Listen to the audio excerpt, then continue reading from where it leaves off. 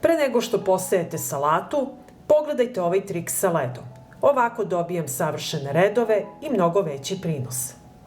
Sitno seme salate uvek mi je pravilo problem.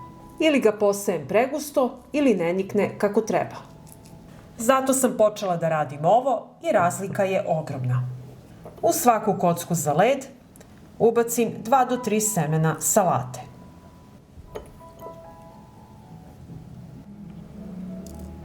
Kalup za led punim vodom.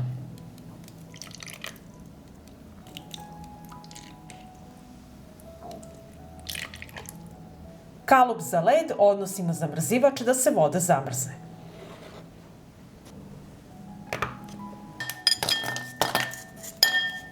I idemo u baštu na sadnju. Zemlja mora biti rastresita i blago vlažna, jer u tvrdoj zemlji salata teško uspeva.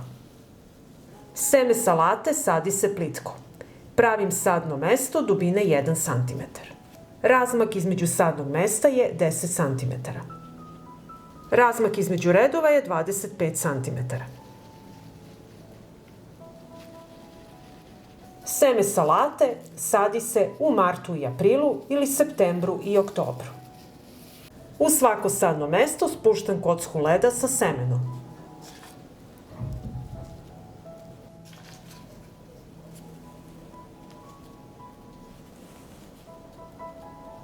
Dok se led topi, daje vlagu tačno tamo gde treba i drži seme na mestu. Zato niče ravnomerno i bez proređivanja.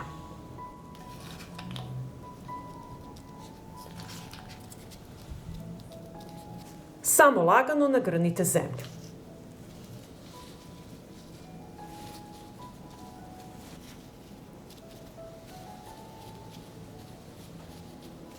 Sada mi treba drveni pepeo.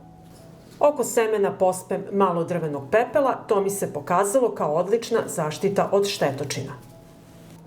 Jednom u 10 dana zalivam sa prirodnim đubrivom od koprive za bujan rast i zeleni list.